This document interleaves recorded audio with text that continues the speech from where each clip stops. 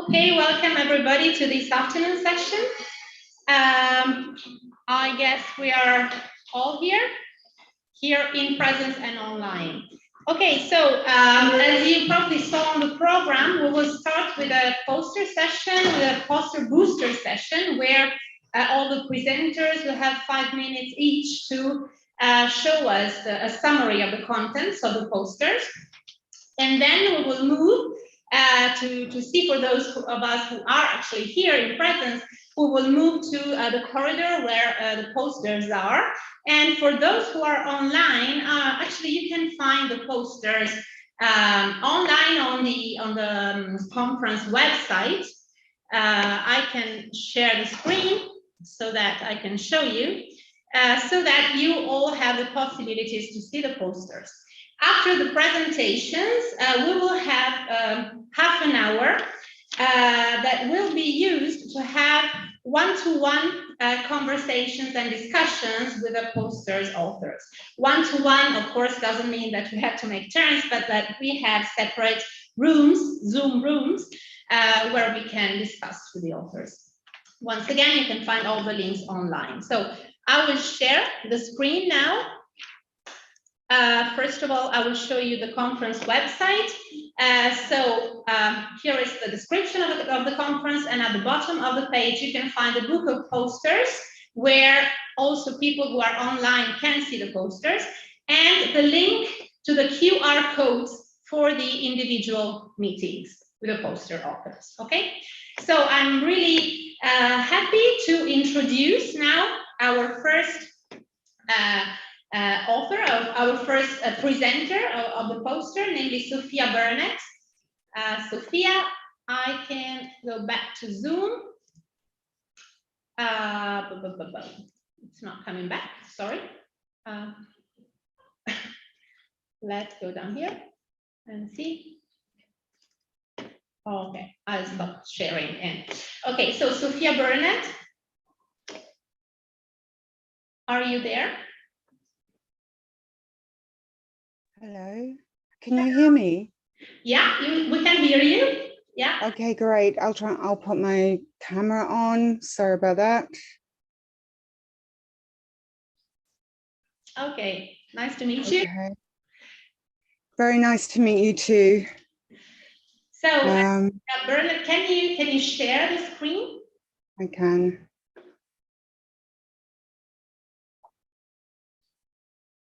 In the meanwhile, I'll tell you the title of the poster: Less of Me, Less of I, Self-Representation and the Non-Standard First Singular. Okay, we can see the presentation. Great. Okay, thank you so much. Yes, well, this is ongoing work into a novel variant in English. I'll just share that properly. A novel variant in English, which is the non-standard 1SG, in other words, lowercase I, that is absolutely non-standard today in the English language in its written form. I am observing it closely online and have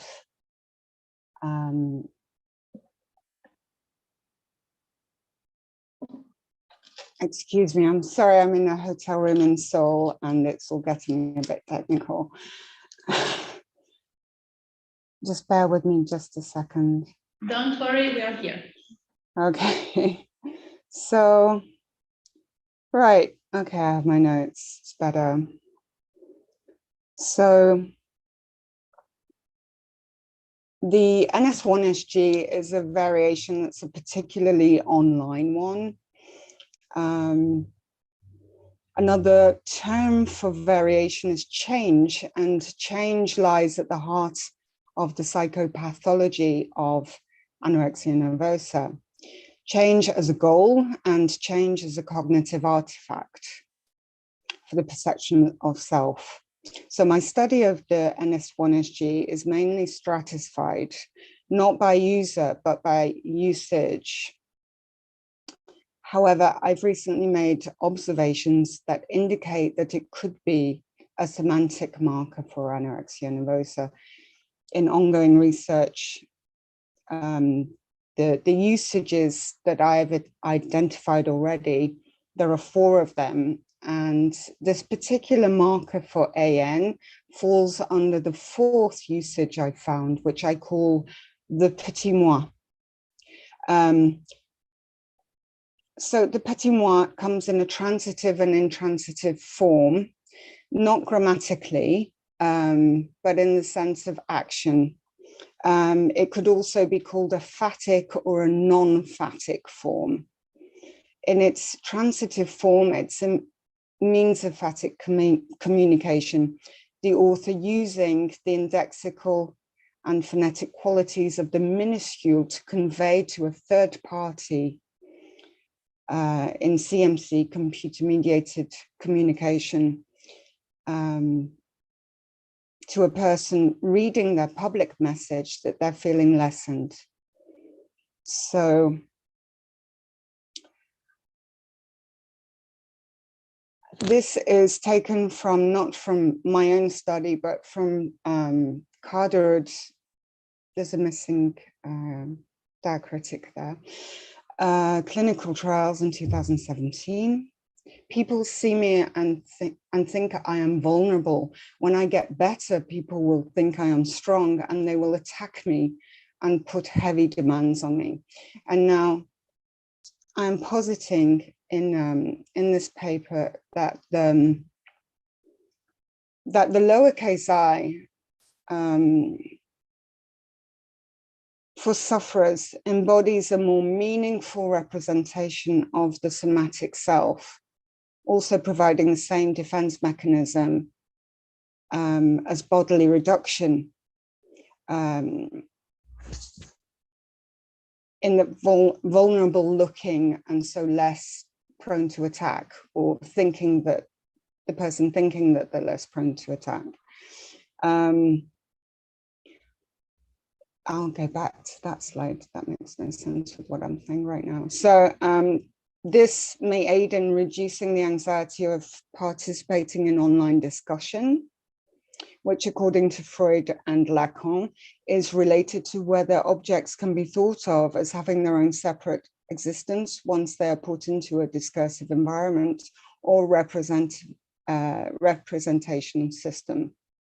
There's also the possibility that the notion of purity, which is sought after, is recognized in the lowercase I, since it is a more simplistic form. So I advanced on the theoretical framework that the author has collapsed their referential triad. So we can see on the left here with the référent, signifiant, signifié. Very sorry, I've mixed up my languages. And that referential collapse also coincides with a collapse in the stance triangle. That's from Dubois, 2015. So it skews all relationships of communication in real life, but also online, because the mind reading game is even more complex online than it is in real life sometimes. So the hypotheses, the main one was that the non-standard 1SG is more prevalent in discourse published by persons suffering from anorexia nervosa. So I have to say at this point that my corpus was taken from a subreddit r/anorexia nervosa with yes, so, and analyzed with textometric analysis in order to see if this was indeed the case. So hypothesis 1 is completely confirmed using a control corpus, which was our makeup. And sorry, actually, we just have 5 minutes for the yes. booster sessions. Okay. Okay, I'll just wrap up like super quick then. Okay, so basically there were 5 hypotheses, 4 of which were quantitative, and the 5th was qualitative. They've all been supported by the data and indeed the exploration of the corpus. And I hope to have the paper written up very quickly so that you can read it in full. And thank you for listening to this. Thank you very much.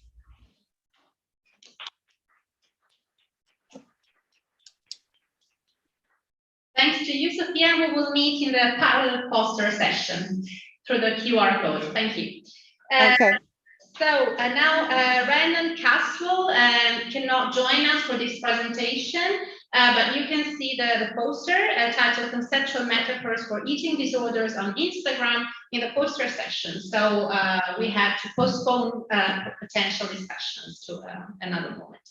Let us now move to Letizia Cercoglini. Yeah.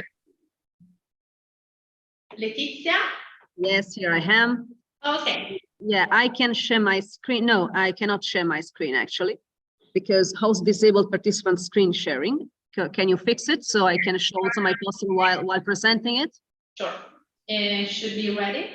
Yes. Just a moment. Let me check. No, nothing. Yeah, we're fixing it. One moment. One moment. The title of this poster, non-colloquial Arabic negation strategies in mutalab Arabic speakers with their anorexia nervosa. So the right. You should be able to share now. Okay, now I should be able to share. Let me check. Yeah, right. Okay, here we go. Yeah, now you see. Okay, that's the poster. Right. Hello, my name is Letizia Cercoglini from Tel Aviv. I introduce you to my poster, Non-Colloquial Arabic Negation Strategies in Muthallaf Arabic Speakers with Anorexia Nervosa. I analyze in my poster non-colloquial standard Arabic nominal and verbal negation strategies in 7 Muthallaf Arabic speakers aged between 21 and 25, diagnosed with anorexia nervosa. They were 7 women, 1 man. Clinical linguistics, as you know, has become an early detection and patient support tool for several clinical conditions. Many investigations have been conducted on the linguistic profile of different clinical populations, but relatively little attention has been paid to linguistic changes in patients with anorexia nervosa. This is particularly true for Arabic-speaking countries where anorexia is still considered a Western disease that stems from an exaggerated pursuit of thinness. Since the aesthetic canons of female beauty seem different in the Arab countries, anorexia is not perceived as an epidemic social problem. Yet, unfortunately, current data reveal an increase in the condition, as it is the case of the Arab population in Israel, as many studies show, and you will see in the poster. A study of the linguistic features that characterize anorexic subjects is crucial for the early detection and prevention of the disease among Arabic-speaking populations. Natural language processing tools are fundamental to the study of the detectable linguistic features that characterize anorexic subjects and to the prevention and early diagnosis of this condition. Therefore, I shifted my attention from linguistic content to formal aspects of written and, in this case, oral linguistic production. I analyzed the use of markers of nominal and verbal denial in terms of frequency and type in anorexic subjects compared to the control group. In particular, which control group is a group of informants paired by gender and age, which have never been diagnosed with anorexia nervosa. In particular, based on my preliminary observations, I investigated the emergence of control and depersonalization mechanisms in the use of negation, elevation of style in negation, use of non-dialectal constructions for negation, both verbal and nominal. Now, you have heard me mentioning Muthallaf Arabic. Muthallaf Arabic is a variety, a rural Muslim variety of Palestinian Arabic. I call it Muthallaf Arabic because all my informants stem from the same area. The area is called the Muthallaf, is the region nowadays included in the territory of Israel. Like in Arabic, Arabic-speaking area, Arabic-speaking word, Muthallaf Arabic speakers use diglossia. They can shift between vernacular and standard forms and features in speech and writing according to several factors, which is style, topic, audience, etc. Standard Arabic use increases with proficiency and a level of education, of course. And the data used here stem from spontaneous conversations between me and the informants in Muthallaf Arabic in their hometowns between 2015-2022 in the framework of a project of dialectal documentation. So it was not aimed to catch the features of anorexic speakers. At this time, the anorexic informants had attended or were attending college or university. They had been diagnosed with anorexia nervosa and began treatment less than 3 months before we met. They showed, of course, the distorted self-perception, self-evaluation, perfectionistic, obsessive habits, rigid thinking, hypersensitivity to praise and reproach, as I could witness.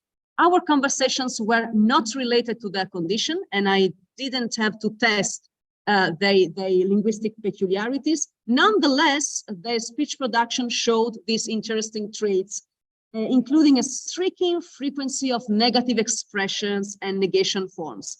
Negative expressions, what do I mean? They prefer the negative expressions over positive ones.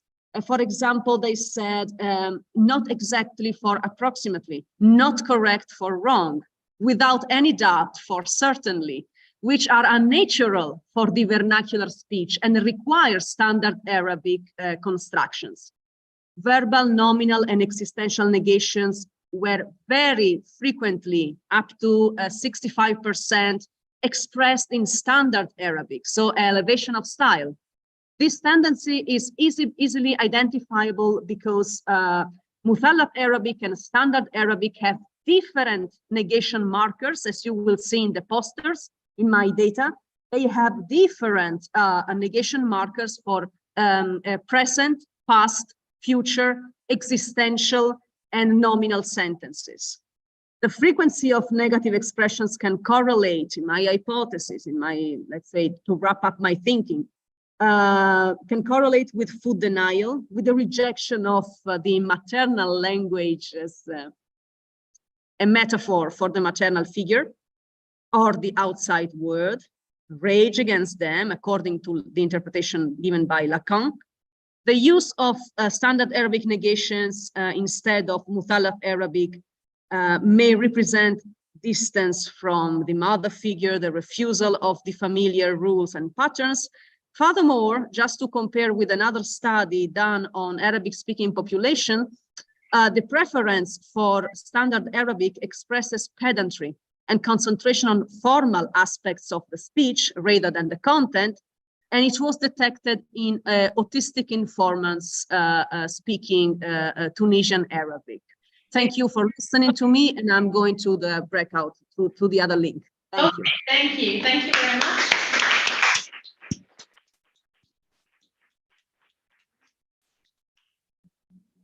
Okay, also with you, we will meet later on in the parallel poster session. Okay, thank you very much. And we will now continue with Ilaria Colpizzi, who is in presence. I just help you find the file. And okay.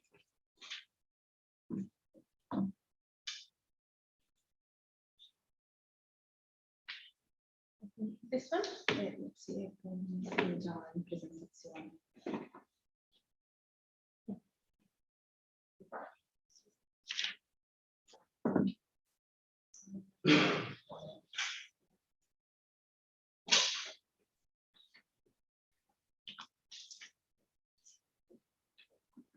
Okay, can you hear me? Okay. So the present study aims to explore the possible cognitive flexibility deficit in patients with anorexia nervosa in a novel manner. So, as we all know, eating disorders pose significant challenges in both research and clinical practice. So, understanding the underlying cognitive processes involved in this kind of disorders is pretty much important. For example, we believe that cognitive flexibility, which is the ability to adapt behavior in response to changing environmental demands, is crucial, considering as a crucial risk factor for the development and maintenance of eating disorders, in particular of anorexia nervosa. However, the existing evidence is inconclusive, so previous studies reached mixed results. We wonder why.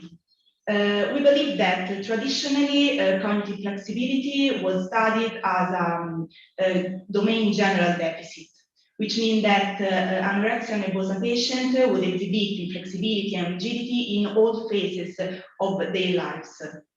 However, we challenge this point of view and propose another perspective, the domain-specific perspective. According with the domain-specific perspective, individuals with eating disorders would exhibit inflexibility and rigidity only in that situation and context that recall the symptoms of their disorders.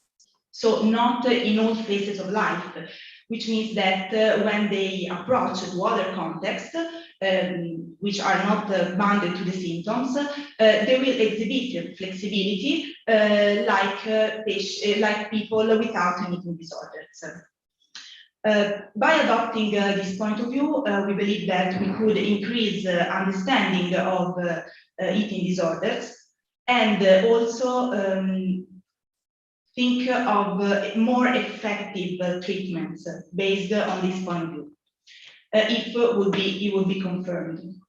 To test our hypothesis, we used a very famous method, which is the probabilistic reversal learning task. This task is largely used for measuring cognitive flexibility in a laboratory setting. Our hypothesis regards the domain-specific deficit of cognitive flexibility. So, to test this hypothesis, we administered to a group of patients with anorexia nervosa, a group of patients with bulimia nervosa, and a group of healthy controls, but also to a group of healthy controls at risk of developing an eating disorder, two versions of the PRL task.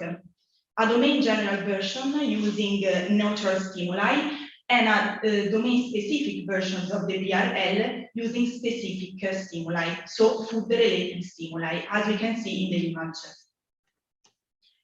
The results are clear. Anorexia nervosa patients demonstrated comparable performance to healthy controls just in the domain general task. However, in the domain-specific task, their learning rates considerably dropped, and their performance was very much worse in respect to the healthy controls. On the contrary, both the bulimia nervosa and the at-risk group demonstrated comparable performance to the healthy controls in both the domain general and the domain-specific task. So, in conclusion, we can say that these results suggest that cognitive flexibility deficit could be domain-specific in anorexia nervosa patients, and they are specific in patients with anorexia nervosa. Clinical implications of the results could be that maybe adapting a domain-specific perspective could help treatment, and, for example, those kind of treatments that address cognitive flexibility, such as cognitive remodulation therapy, could implemented domain-specific stimuli and domain-specific materials into their training sessions. And maybe we hope that it could it could improve treatment becoming more effective. Thank you for your attention.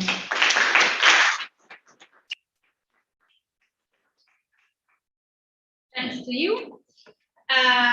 Okay, let us now move to our next speaker, namely Valentina Gardini, Giuliano Tomei, and Elena Tomba. Hi, hello. Hello. Thanks for having me. I'm gonna share my screen. Thank you very much. So the title of the poster is Investigating the Iatrogenetic Effects of Treatments for Anorexia Nervosa, a critical review of the literature. Okay, you should be able to see my slides Yes, now. everything correctly. Okay. Thank you for having me. My name is Valentina Gardini, and I'm a PhD student in psychological sciences at University of Bologna. And today I would like to give you a brief summary of my poster, which is about a critical review of the literature that we carried out to investigate the iatrogenic effects of treatments for anorexia nervosa. Just to give a brief description of what we mean with iatrogenesis. Iatrogenesis can be defined as the accidental causation of accidental harmful effects when providing medical care. These harmful effects might be such as the causation of disease, injury, infection, or even adverse drug reactions, and their presence is widely recognized in medical treatments. However, the presence of these effects when providing psychological treatments is not such systematically reported, especially in the field of eating disorders. For anorexia nervosa in particular, we have international guidelines for the recognition and treatment of EDs, which kind of tell us that we have several treatment of choice for this disorder, which are diversified by age. For example, we have family treatment for children and adolescents, and we also have CBT, mantra, and clinical management for adults. These treatments usually are combined with nutritional rehabilitation and pharmacotherapy for the comorbidities. And although we know that these treatments work, the presence of iatrogenic effects in them are not systematically reported very often. Because of this, we decided to carry out this systematic critical review to kind of try and clarify the presence of iatrogenic effects in these kind of treatments for anorexia nervosa. Regarding the methods, we carried out literature research on PubMed and PsycInfo, combining words that might be relative to iatrogenic effects with words that are relative to, of course, the evidence-based treatment that we considered, such as cognitive behavioral therapy, family intervention, and of course, nutritional rehabilitation and refeeding. And we also, of course, combined them with the keyword anorexia nervosa. After screening of full text and abstracts, we managed to include 14 articles in this review.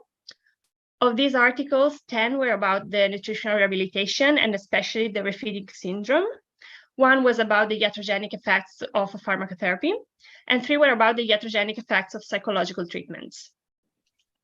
To give you a brief summary of the results, which you also can find in the poster in more details. The 10 articles about nutritional rehabilitation and refeeding, of course, treated especially the refeeding syndrome, which is a set of metabolic disturbances that occur in patients who try to refeed again after a long period of malnutrition. This syndrome has high mortality rates of 70% approximately, and it's worse in people that were severely malnourished, and especially in those who underwent parental nutrition. Regarding the one study about pharmacotherapy, the authors did not find any adverse effect in approximately 70.3% of cases. However, numerous symptoms were reported both physically and psychologically, especially after drug administration. Some examples you can find in this table, which is also present in the poster.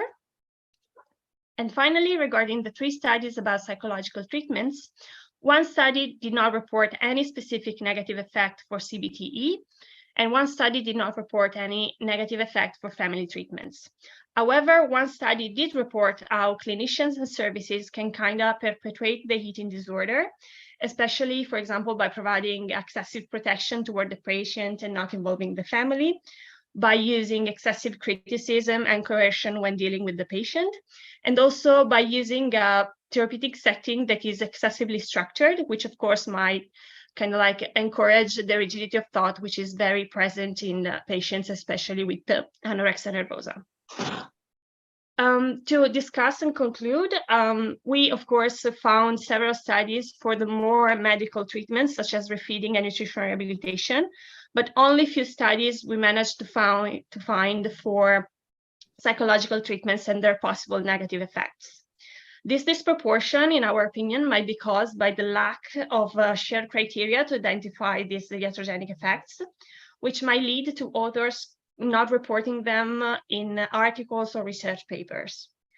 To kind of solve this, we think that future research should further explore and develop new shared guidelines to identify these iatrogenic factors in psychological treatments, both for anorexia nervosa and also other eating disorders.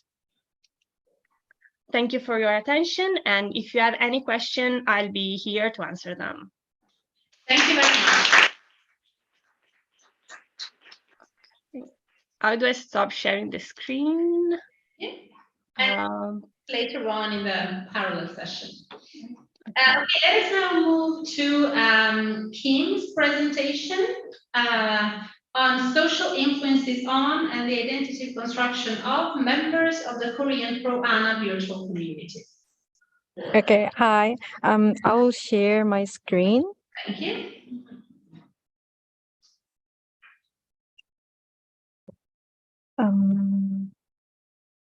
Can you see my screen right now? Yeah. All right. Okay. Hi, everyone. My name is Jihae Kim in the Department of World Languages in the University of South Florida.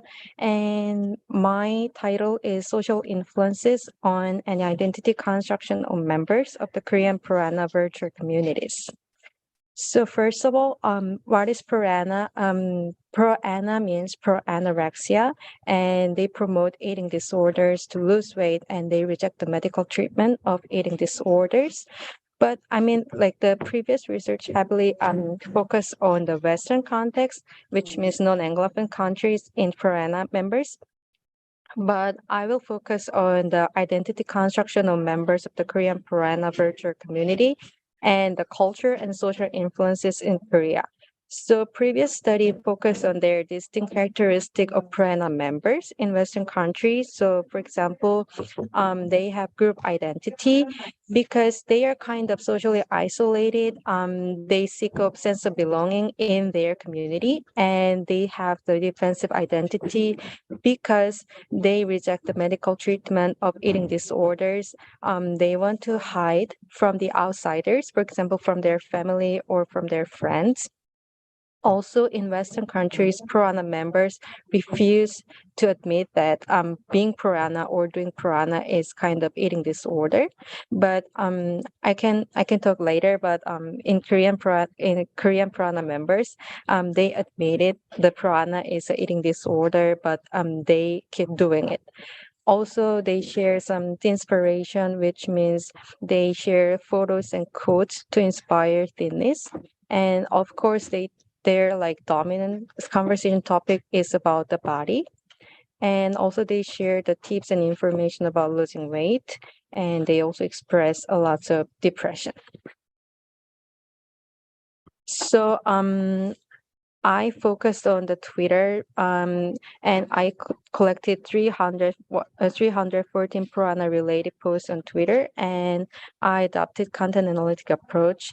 And I identified 16 codes. And from the 16 codes, I have like the same codes from the existing scholarship, and I found new code that is unique in Korean context.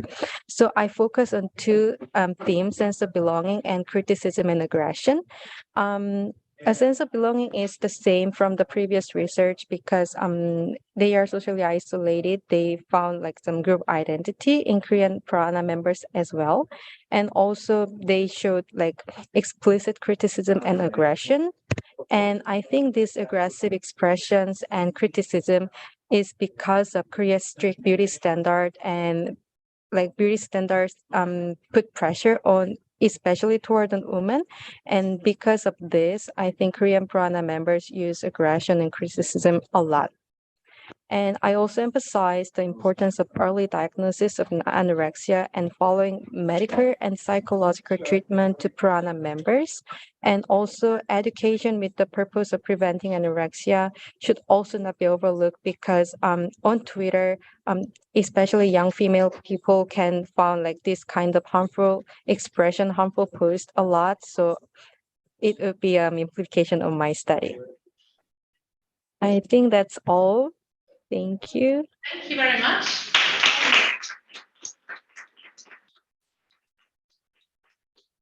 And we'll meet later on for discussion. Thank you in the parallel session.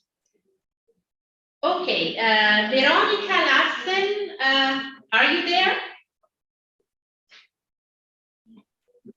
Yep, I'm here. Perfect. So now Veronica will present us the poster Malnourished Metaphors, Cognitive Linguistic Approaches to Anti-Anorexia Campaigns. Okay.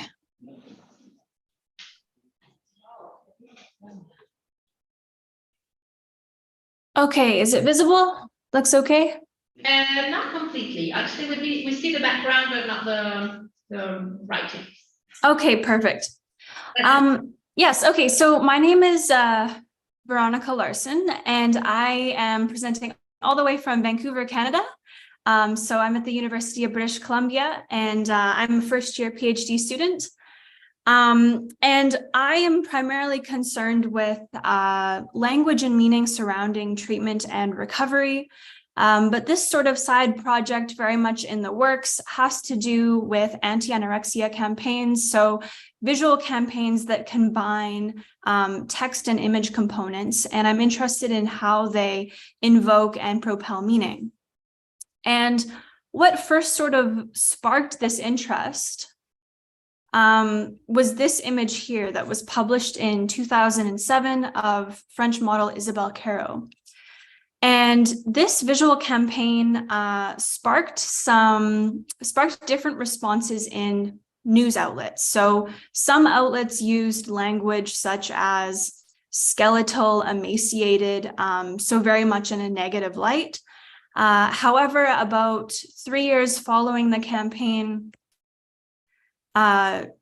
Isabelle passed away, and New York ED specialist Marissa Shelley spoke sort of on the ambiguity of this campaign, saying that some viewers would say, I want to recover so I don't become that, and some will say, I wish I could look like that. Now, I was initially interested in this and wanted to look at campaigns sort of following this publication because, you know, the importance of perception in these images and reactions sort of spreads into all areas of society. So this first image here that I am looking at was produced some years following Isabelle's image, and it was produced by McCann. And from a cognitive linguistic standpoint, we can look at something called cognitive frames, which are basically areas of experience that we refer to when we make sense of images like this. So when we first look at this image, we can see two hands grasping utensils. We think of frames like eating, meals, maybe waiting for food. We might even think of, you know, a small child really excited for their meal and they're holding their two utensils and looking forward to it. However, there's a textual anchor here. If you look right in the center of the image in really small writing, and it says, set them free. Now, suddenly this image takes on a different meaning when we think about that text anchor. And it takes on this sort of metaphor of confinement. Suddenly the hands holding these utensils are grasping at maybe something like prison bars. They're trying to get out. The notion of the word them too and set them free makes this a viewpointed perspective. So it's inviting us as an audience to view this image from the outside, and we are looking in at someone behind bars. Importantly, there's no, unlike Isabelle's image, there's no face or kind of a specific human reference in this picture. It's simply this hand, these hands holding the bars. And so we can look at this from a conceptual domain framework using sort of target and source inputs. And so in this instance, if we're using this framework, we might say that anorexia is a prison.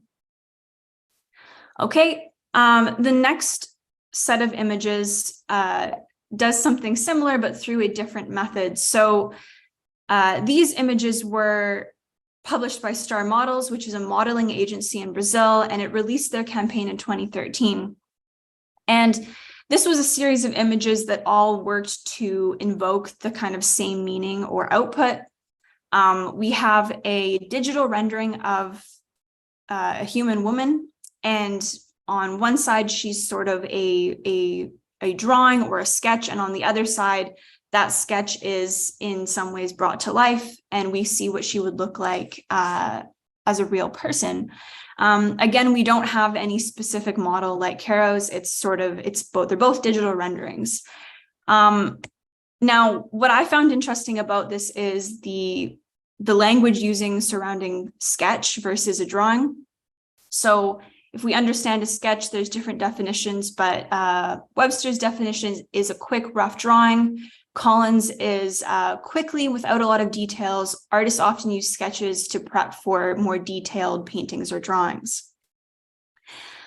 Now, if we look at these images, we have this source input, which is this description of a drawing or sketch mapped onto a real person. So that translates to really thin limbs, sharp pointed knees, elbows that are signifying sort of prominent bones. And this message is rendered even more profound in some ways if we kind of consider the incompleteness associated with sketches, in some ways kind of reducing a person to a thin, unrealistic, unfinished, or incomplete image.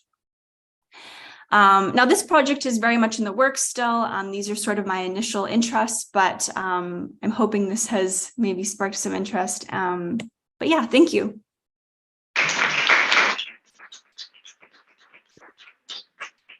Thank you very much, Veronica. And let us now hear our last presentation. Okay. Just a minute.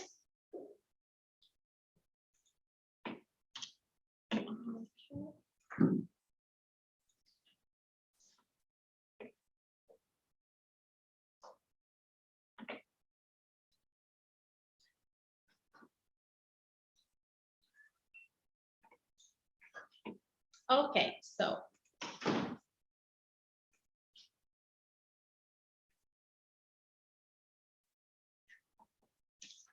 So hello everyone. Since we are running late, we are 10 minutes behind the schedule. I will be super fast, and then you can come to visit my poster and we can discuss better, like online or in person aspects of my poster. So this is an ongoing project I'm working on and I'm carrying out with Gloria Gagliardi, Professor Gloria Gagliardi and Melissa Donati. And the title of our project is Metaphors and Anorexia Nervosa, a research study on TikTok recovery accounts. So what we did was that to reconstruct a sort of, we wanted to reconstruct a sort of metaphorical imagery through which anorexic individuals narrate how they live and how they experience their eating disorder. So how they deal with their body image and problems connected to their dysmorphophobia. And to do this, we analyzed TikTok recovery accounts, that is adolescent and young adult users who are in the process of healing from anorexia nervosa. And we mainly focused on a specific type of metaphors, concretized metaphors, which is concretistic uses of words in which, I quote, we symbolize bodily association are experienced as direct embodied revelation of a concrete reality. So just to be more basic, in other words, I can say that these individuals talk about their body by using metaphors, but they don't perceive this expression, this linguistic expression like metaphors. So it's a very concretistic use of language, even though they talk about non-concrete things. About the methodology, to conduct this work, we built a corpus containing TikTok posts. We collected 1,000 videos by Italian recovery accounts from 28 channels. And we organized these videos in 4 main categories: speech-only videos, playback videos, where people who, we have music in the background and we have speech, text-only video, and a mixed category that collects different kind of videos. And the second step was that to perform topic modeling analysis with latent semantic analysis. And we, in this moment, we just conducted this topic modeling analysis on a specific section of the corpus with the jurisdiction of only speech-only video. So people where these anorectic individuals talk about their experience. And finally, we carried out a very qualitative analysis of the metaphors of anorexia nervosa. And we manually annotated 27 texts from like a very small pilot study, and we used we made a flexible use of MIP, which is metaphor for, it's the procedure to identify metaphors by Perdya's group, and we kind of made a flexible use of this procedure because of time, so we used a very short version by Colin, Floyd, and Clement, 2019. So I will talk about this later. If you want, you can come to visit my poster and we can discuss better aspects, like the aspects of my poster and also the results. So we can now, I guess that we can now go to. Yeah, first of all, thank you.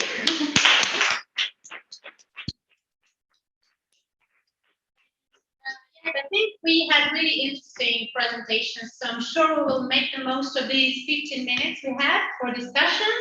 I invite the present people who are here actually to move into the corridors and have a look at the posters with your smartphone, because you can, you know, take a picture of the QR code and then connect to the Zoom rooms with the speakers. Okay, and those who are online, you can go to the website and look at the PDF where you can find that I showed before, where you can find the QR codes. Thank you once again, everybody, and see you here in 15 minutes, more or less.